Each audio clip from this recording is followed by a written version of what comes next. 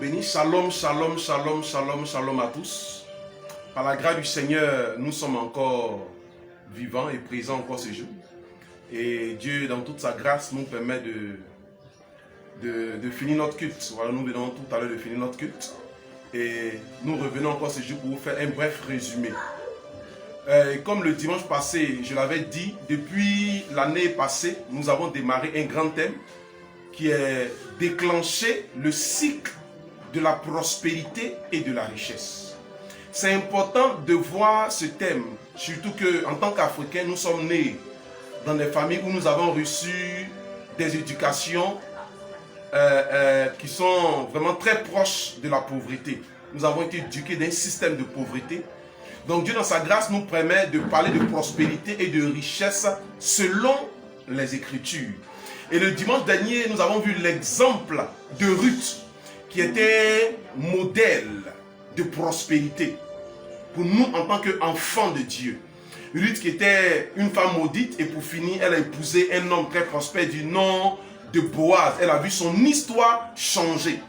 Et cet enseignement est tiré de Deutéronome 8, le verset 18, qui dit ceci: souviens-toi de l'Éternel ton Dieu, car c'est lui qui te donnera de la force pour les acquérir les richesses, afin de confirmer son alliance avec tes pères. Donc ça veut dire qu'avant que nous naissions, Dieu a établi une alliance de prospérité avec nos pères dans la foi.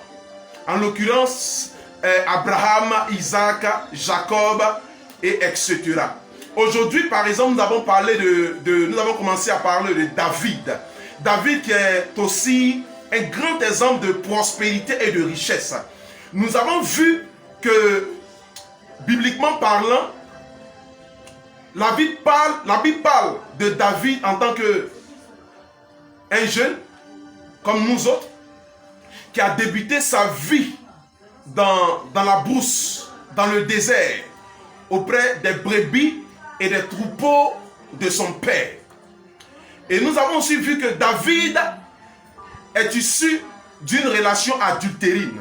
Ça veut dire que le père de David s'est allié à la maman de David dans une relation pas conforme, pas commode.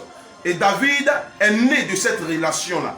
C'est pourquoi David dit dans le psaume 51 au verset 7, « Je suis né dans l'iniquité et ma mère m'a conçu dans le péché. »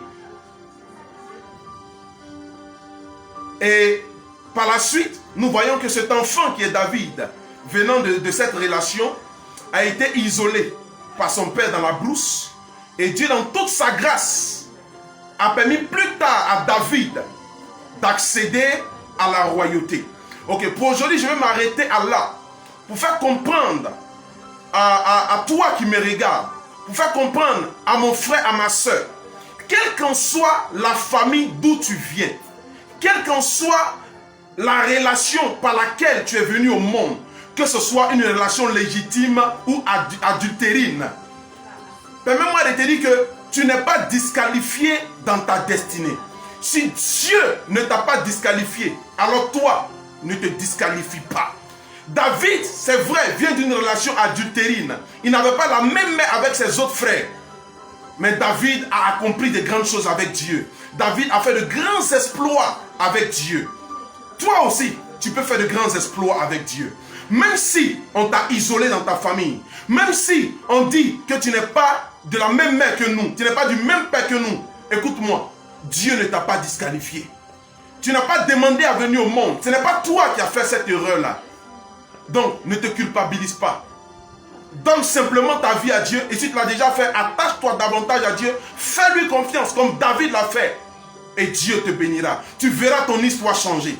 Sur ce, que la grâce de Dieu soit sur toi. Que la bonne main de l'Éternel soit sur toi. Je prophétise la prospérité et la richesse sur ta vie. Ce que David a vécu, tu vivras les mêmes choses. De même que David a été honoré dans la suite, tu seras aussi honoré. De même que David a été élevé, tu seras aussi élevé. De même que David a été justifié, tu seras aussi justifié.